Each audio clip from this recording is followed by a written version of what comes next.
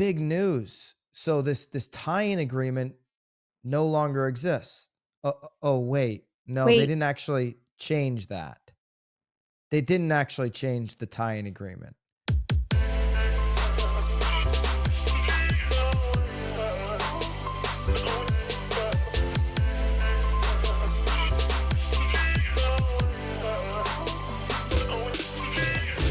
This is Byron Lazine and Nicole White, and you are tuned into episode 385 of The Real Word. word is up. All right, NAR had their big annual event in Houston over the weekend. NAR Next, NXT. Might have heard about it. There's a lot of news coming out of Houston. Everybody's together, so there's a lot of voting, committee voting. Initiatives for 2026 that are either approved or disapproved. And we've got a couple of big ones. So first, we're going to talk about the MLS, the new rule around MLS access as it relates to an NAR membership. And then NAR approved or adopted their 2026 through 2028, their 3-year strategic plan. We'll break that down and what that's going to mean for NAR and for its members. So, Nicole, first news of the day. You may have seen this yesterday. Yesterday being Monday, we record these on Tuesdays. The MLS access is now up to local discretion. Okay, so meaning in the past, you've had MLSs, some MLSs, not all, but you've had some MLSs that were only accessible by licensed real estate professionals if they were a member of the mothership of the National Association of Realtors. Now, that is no longer the case. Okay, so this is in line with 18 policy changes to the MLS handbook. It's the most extensive update to the MLS handbook from NAR in 2 decades. Okay, so you think somebody's crossing their T's and dotting their I's on legalities right now, Nicole? To say the least, yeah. Yeah. The updates that they made here follow a comprehensive antitrust risk assessment. And these are detailed in NAR's document titled MLS Policy Risk Assessment, PAG Recommendations. Okay, so I guess where I start to giggle a little bit, and I don't mean to interrupt you here, I feel like the whole foundation of being a member of NAR and, the whole disassociating with it is the fact that we're supposed to be following, like, what is right. And it took them this long to then look back and make sure that they were following what was right. yeah, you're suggesting the right thing would be to, if you're a Follow licensed real estate antitrust professional, you, laws. you should have access to the MLS and you shouldn't be restricted into becoming an NAR member in order to have that access. That's what you would be suggesting is the right thing. Well, I'll let you continue because I feel like this and then also, like, their strategic plan, like, just seems like this is how we should have been sort of progressing and living and doing our businesses all along. Okay, well, I mean, that sounds like a vote of confidence for CEO Nikia Wright, where she's leading the charge on a lot of these changes. So that sounds like a vote of confidence from Yeah, I Nicole just White to like, it's Nikia just Wright. what the hell? Like, what were we doing before, you know? They were sexually harassing people, apparently. I mean, that allegedly, Clearly. allegedly, Allegedly. that's what they were doing. Haven't heard much about that lately. What they were certainly doing is we know for a fact that they were drinking $300 bottles of wine and kind of charging up the NAR, credit card, so to speak. So how did they get to this place? And does this mean now that you can drop NAR as an agent? Maybe not so fast. I'll break it down, but how they got here was NAR hired a national antitrust law firm to evaluate every MLS policy for potential legal risk. So after reviewing the findings, Kevin Sears, who is now, he served his last day as president it passed the torch here at the event. Kevin Sears, shout out to you. I think Kevin Sears actually did a good job in a hard time. He was accessible. He did a BAM podcast full interview. Even when he was in kind of the heat of it all. Yep. And he's now, obviously no longer the president. But he reviewed the findings. He created that PAG group, the Presidential Advisory Group, made up of MLS executives, brokers, association leaders, and industry partners. And they assessed and recommended policy modifications, which all 18 recommendations were reviewed and in Houston approved by the MLS Technology and Emerging Issues Advisory Board, as well as multiple listing issues and policies committee. So, all 18, recommendations that they presented from the findings of this antitrust law group were approved in Houston here over the weekend. Okay, so NAR's executive committee voted to adopt the full set of updates. So this all takes effect January of this coming year here in 2026. Sears, quote, said these updates to the MLS handbook strengthen and modernize NAR's policy. You're going to hear the word modernize a lot. A lot. And reflect our efforts to align MLS policies with how real estate professionals do business today. We want to thank each of our members who represent a broad cross-section of our industry for the time. These recommendations will help our organization and industry move forward. Okay. So the big one that you probably heard about was repeal of policy statement 7.25, which outlined procedures for requesting access to an MLS without association membership. So as of January, you can access your MLS without being a member of the National Association of Realtors. Now, Nicole, that's like, wow, big news. So this tie-in agreement no longer exists. Wait, no, they Wait, didn't actually change that. They didn't actually change the tie-in agreement. So an MLS can still say, Nicole, you need to be a member of the local association. You don't have to be a member of NAR anymore to be a member of the local association, or to be a member of MLS, rather. You don't have to be a member of NAR to be a member of the MLS, but you do have to be a member of the local association to get MLS access. and then your local association?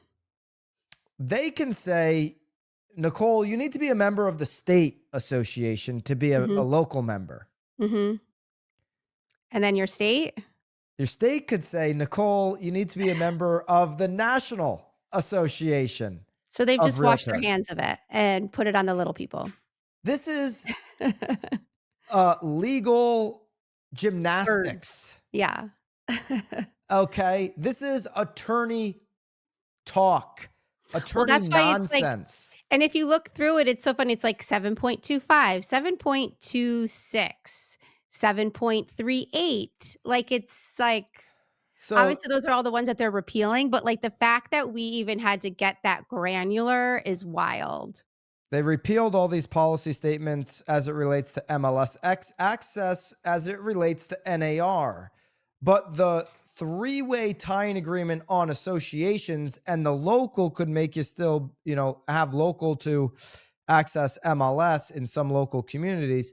The three-way agreement still exists. This obviously is important to NAR to increase, memberships at a time when NAR is acknowledging, they acknowledged in Houston, memberships are going to decline. Okay, so they did remove outdated or ambiguous prerequisites tied to MLS access as it relates to NAR.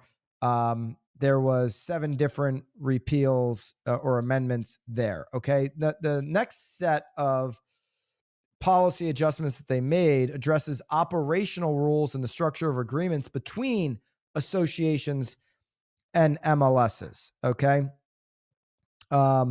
So MLS service areas to reflect natural market boundaries rather than association jurisdictions regarding naming conventions for multiple listed services involve reciprocal agreements, contracts between MLSs or associations.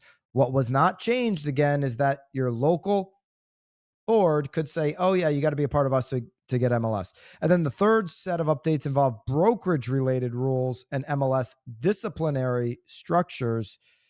So they repealed statement 7.62, which excluded open listings from MLS compilations.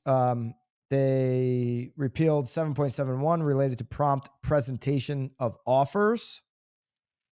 Policy statement 7.73 involving cooperating broker rights during the presentation of offers.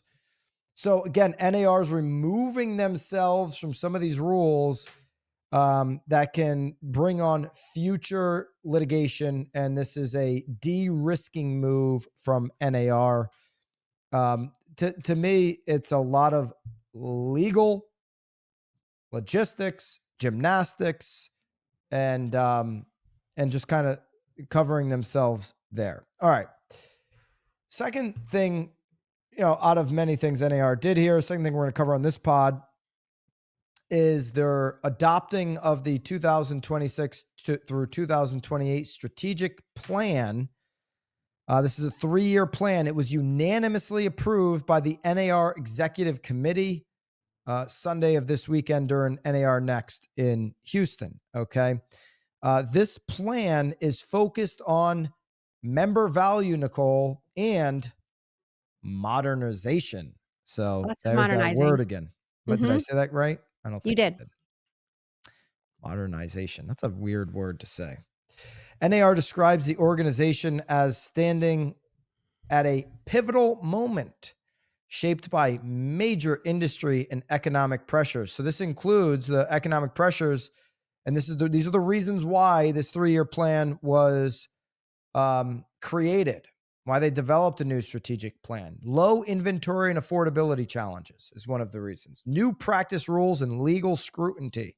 Legal scrutiny, obviously, why the MLS changes were made. Shifts in MLS models and compensation structures. Okay.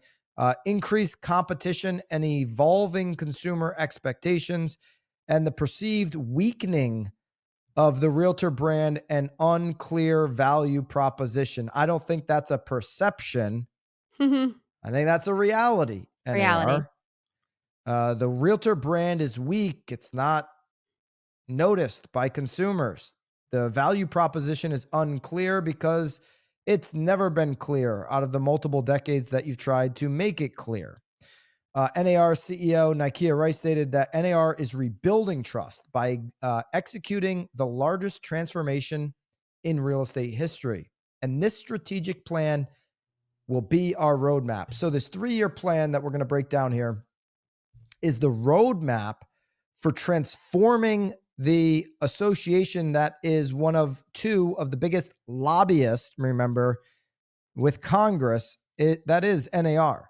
Okay, this plan is data informed to ensure that NAR is investing in initiatives that members in the industry find most valuable, and it includes success metrics so our members in the industry can hold NAR accountable to the commitments we are making.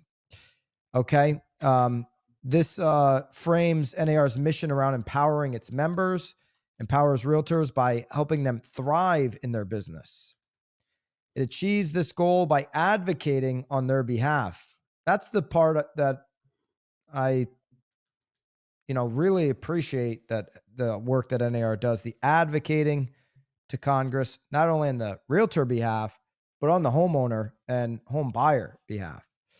They're also providing market intelligence and research tools, offering professional development and education, maintaining high standards, and elevating the realtor brand. It's so damn important for them to elevate brand to consumers who really just want their problems solved.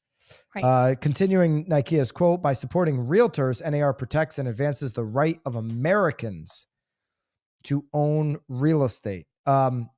Okay, so this was during a press briefing. You're not going to find this in the 3-year plan in writing. But Nikea Wright shared that one of the projects NAR will focus on is zero based budgeting. You know what that is, Nicole? I don't. Weren't you a CPA when you went to UConn? Former CPA. I still am a CPA, which is why I still don't know. What's your degree in again? What'd you get a UConn degree in? Oh, really? Are we doing this? My family busts my balls all the time. My daughter actually told me she's gonna change her major to, a human development instead family studies major. There you go. Yeah, That's a good one. it is a good So one. go UConn basketball. So what does Or zero? football. Come on, we beat Duke the other Oh, come on. weekend. Nobody, you're embarrassing yourself. So, what is zero-based budgeting? This means that every expense must be explained and justified. I mean, Nicole, when you say we should have been doing some of this the whole time, I mean, zero-based budgeting, you think? You would think well, especially if you're like a not for profit. I mean, I don't Yeah. know. And so this is as opposed to carrying old spending forward automatically, meaning like, okay, just because we give Hava's marketing group $50 million a year to create um, campaigns that don't work because, well, why are you in this position that you have a realtor brand's perception that is irrelevant with consumers? Well, you've been giving Right. Hava's marketing group year after year after year, 50 million plus to create campaigns that are irrelevant and don't move the needle with consumers. Well, I guess So the problem here is though too is that let's maybe concentrate on like the real estate professional because if somebody on the consumer side asks but your real estate agent doesn't even know what the value is, like yeah, it's then it just falls.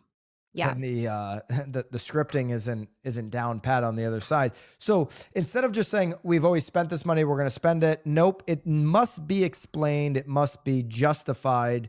Now, sometimes I've had problems with, and I'll get into some of that in this, in this 3-year plan, like the way NAR makes their justifications. Okay, like, oh, we got feedback from X, Y, and Z, and that's how we're justifying making this decision.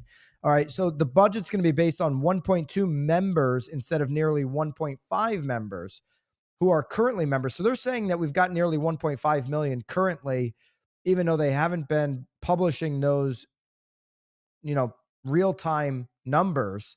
It sounds like maybe Um, they're anticipating like a drop, which is why yeah, they're basing their budget on 1 too. they're clearly being open about that. Like we're Yeah. anticipating a drop here, a drop off on members. I just, I'd like to know what the current membership is right now. They're saying it's nearly 1.5, but they don't publish that data anymore like they used to, where you could see it in real time. To me, the level of transparency I want is that ticker. Just give me a ticker of on NAR of how many members there are. I wouldn't look at it every week. Probably look at it every other week. Mhm. NAR CEO said the team will look closely at how money is used, something that has drawn criticism from the industry for years. Certainly, um, you know, if they're listening to this pod, They've heard it. then they've heard it, especially on the marketing perspective. The dollars in Shannon McGain's department don't take from that. Job well done in advocacy. Now I get you, we can get pretty nitpicky on some of the political things. But overall advocacy has been a win. All right. So the commitments for the 3-year plan: one, building the future member experience, and modernizing the association. They've identified 24 measurable initiatives um, to be able to do this, and they intend to complete approximately 75 projects over the next 3 years. Okay, so we're not going to be able to get into all of it, but in regards to the first point, building the member experience, here are some of the things that they've committed to members. They want to help realtors thrive in their day-to-day business. Okay, that Mm, one seems it's always felt off to me that you're going yeah. to impact sitting in DC, sitting in Chicago. I mean, this executive team that Nikea Wright has put together is very inexperienced in this industry. I'm not saying that's a bad thing. It's just a fact. Well, especially because if they're pushing it now off of to the local boards, so, like, I mean, the people they that are involved in the local boards are the worst producers at times that I've ever seen in my life. well, but they're also but that local board is also well, they're now in complete control of whether you become a member of your state and then national board, but only the national board is gonna give the training? Most agents aren't talking to the customers they've worked with in the past. It's not that they won't make the call, it's that oftentimes they just don't know what to say. It's the reason that we partnered with Reminder Media to create authentic, customized print and digital magazines to send directly to your clients that you've worked with in the past. Everyone considers their clients for life, but are you actually having conversations relevant to where they're at? This one is from Nicole right here from the pod. I got this in my mailbox. Many of her clients receive this same magazine. For somebody like Nicole, it becomes an easy conversation starter. There's something to talk about other than just calling and checking in. All of our agents who use Reminder Media and their customized magazines are finding an easier path to having the conversations with those customers they've transacted with in the past to create a client for life relationship. Make it easy on yourself, not harder. Use Reminder Media to customize your content machine directly in the mailboxes of your clients. The National Board, they really are obsessed with this idea of helping realtors in their training. And they're going to do this by enhancing tools, training, and support. You know, I just haven't met many um, people at NAR that could effectively train me in anything. I could train them. I could provide education to them on how the game works, on how to help customers, on how to treat clients. I haven't met anybody there who could train me, has the capability of training the agents that I care about. There's not anybody I'd invite into a BAMX session that I'd feel confident and stand behind as an expert in this space. Yeah. We're doing a Especially bit. day to day. We're talking day to day, Yeah, like, we're we're doing not a business plan tomorrow with me and Sharon are doing a business plan session tomorrow. Like I want to stand alongside Sharon Shrivatsa as it relates to planning for an agent's business to help them grow and earn more. I want to stand alongside Sharon. There's nobody I can think of at NAR that I want to stand alongside as it relates to training tomorrow's real estate professional, as it relates to thriving in 26. So now this is a commitment NAR is making. The inability to do such is what I'm questioning. They want to strengthen resources that improve business growth, well-being, and client service. Again, there's so many team leaders and agents, solo agents in this industry that I would be asking questions of, like, if I want to know about how to better serve a client service, the people that are doing it are the people I'm learning from that I Is want to there a learn phone from. number, though, you call for NAR, like, if you need that kind of support? Like, where is there a Well, phone number? they're gonna apparently do this through education and training, which nobody shows up to their stuff. They have a messaging problem on getting people to show up to their training. Why are the members seeking out relevant training across the industry? Well, because NAR's training has never been relevant, which means, like Nicole, if a bar or a restaurant has had crappy food for the last 15 years, and then they change the sign out front, you might get some people to try, oh, let me just see how it's going, but people haven't been showing up there for years. This scenario, you're not even changing the sign up front. You're Not just even making changing a the promise name. that, hey, come on, the burger's going to be different. You're just adding a few more things almost to the menu, it sounds like, and Eh, hoping that those items work. We got a new happy hour special. You haven't liked the food in 15 years. This The one happy you'll hour love. special is different. Yeah, that's exactly what they're doing. So they're going to co-create programs and services. Commitment to partners drive collaborative solutions and impact. What does that mean? Are you collaborating with the experts within the industry? No, they're collaborating with the ones that are giving them it sounds like maybe the money Yeah. to be a partner. Share data, resources, and aligned messaging. Support a stronger, more connected real estate ecosystem. Um, the training part, not your job, NAR. I don't love this part of the plan. I'd like to learn more about it for sure. Don't love it. Don't love what I'm hearing so far. Protect and advance legal interests of realtors. Love this. Think this is valuable. Shape legal protections to reflect member priorities. Promote resilient, stable industry environment. Advocate for property home ownership, advance policies that expand fair access to home ownership, support a prosperous real estate economy at every level of government. Love those last four things I mentioned. That's where you should be spending time. Totally agree. Now, in terms of the second part of this plan, the modernizing the association, they want to evolve financial and operational systems, deliver faster, smarter support, anticipate and plan for future member needs, strengthen trust and transparency. I mean, easy way to like strengthen transparency. Show us how many members there are in real time every single month. It's an easy thing to do. Clarify roles and responsibilities across associations and brokerages. Strengthen the NAR code of ethics.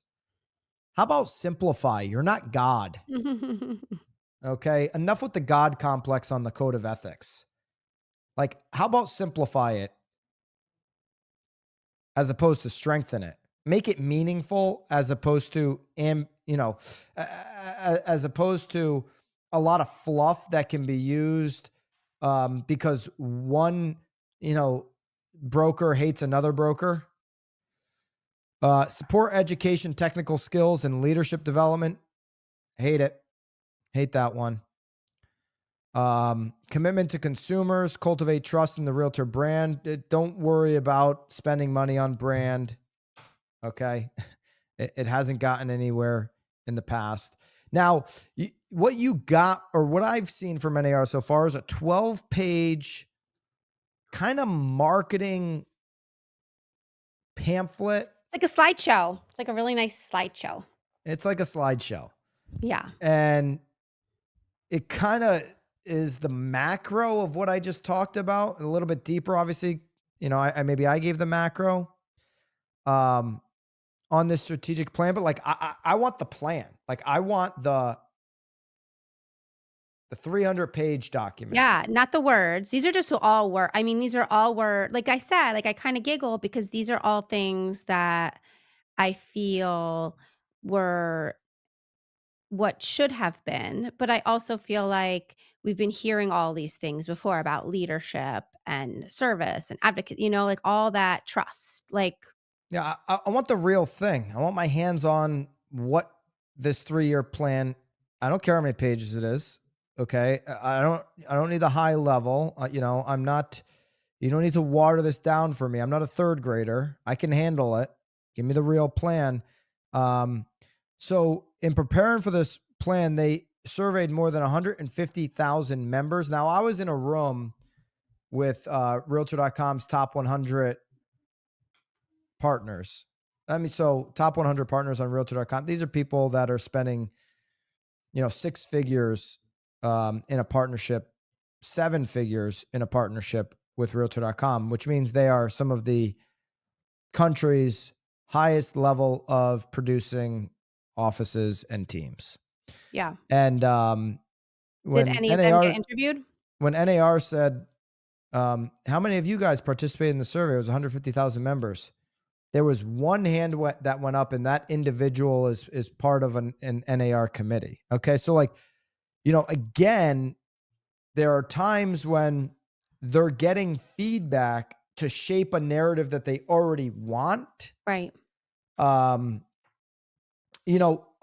well, they didn't fill out the survey. Well, because your top producers are the busiest. You got to go out and get that information if you really care. To me, surveys are fine but I wouldn't base everything off of a survey because you can really manipulate the narrative to be what you want it to be. So these are some of the things that they were asked.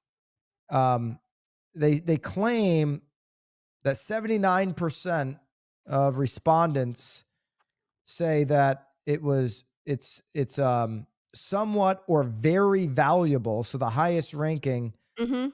of helping realtors thrive in their day-to-day business.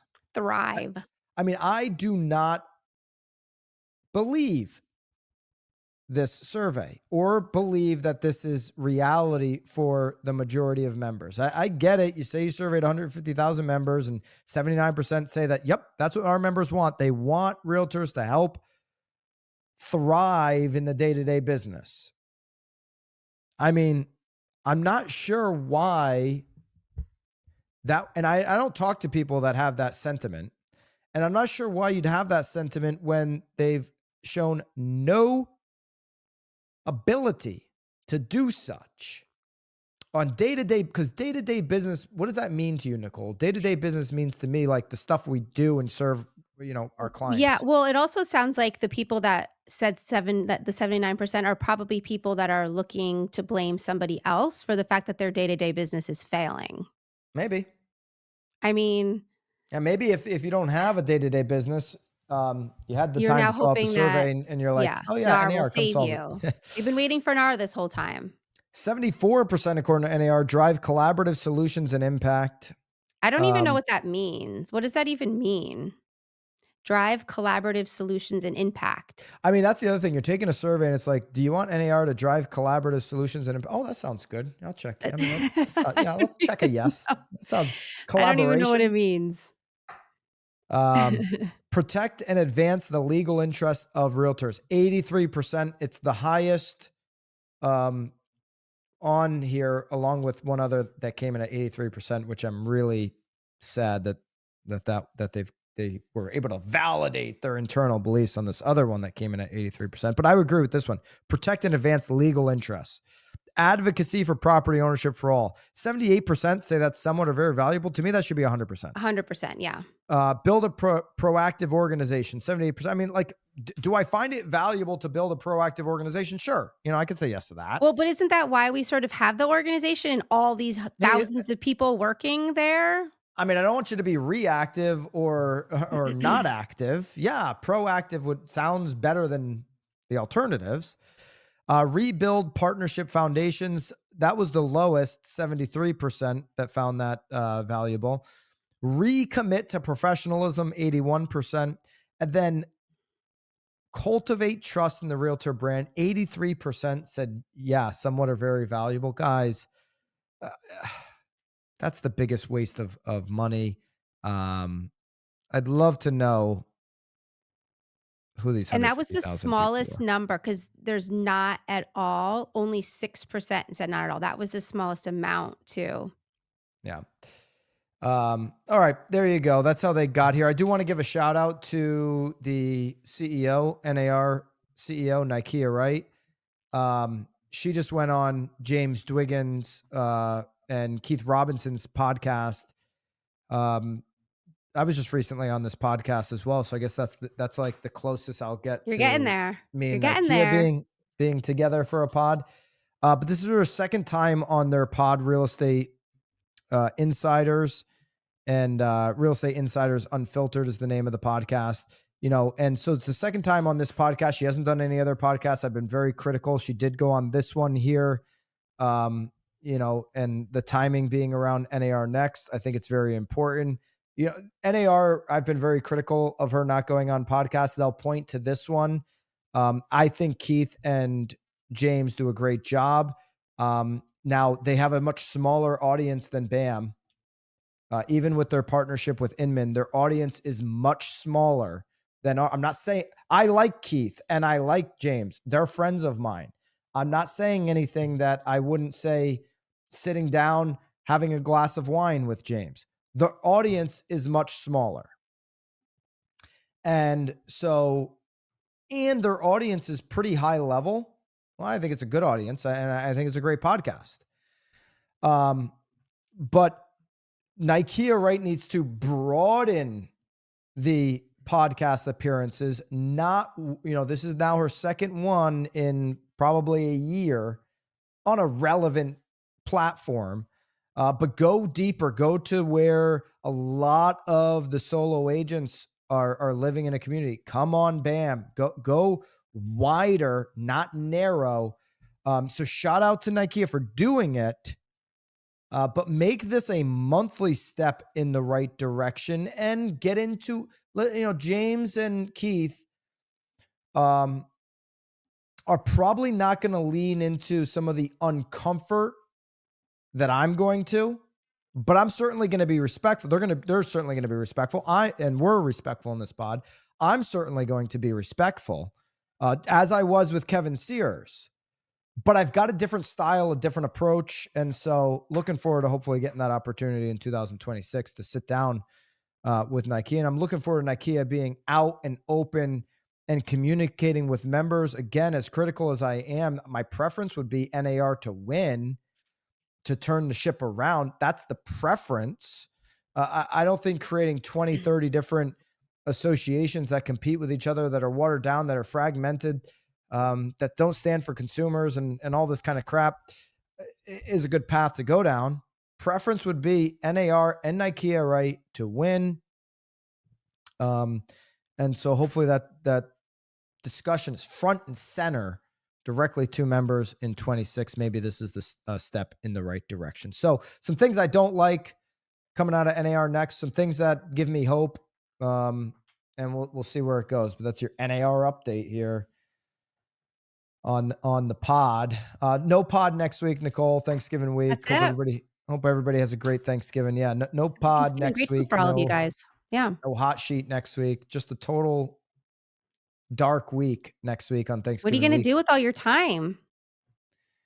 I'll be thinking about this strategic plan. Yeah, That's what I'll be doing, and maybe mixing in a couple golf rounds. I assumed that would be the top on your list. All right, let us know what you're doing, and let us know what you think here of some of the news, some of the headlines from NAR next in the comments. We'll see you guys next time. Until then, keep it real. See you guys. Hey guys, there's really three things we all need to be focused on right now in this changing environment. It's build the brand, build up leads, and close more deals. So if you want the community that's number one in helping agents close more deals, join us over in BAMX on School. It's at school.com/BAMX. I'll drop the link down below. Help get started today on building that brand, generating more leads, and ultimately closing more business. School.com/BAMX.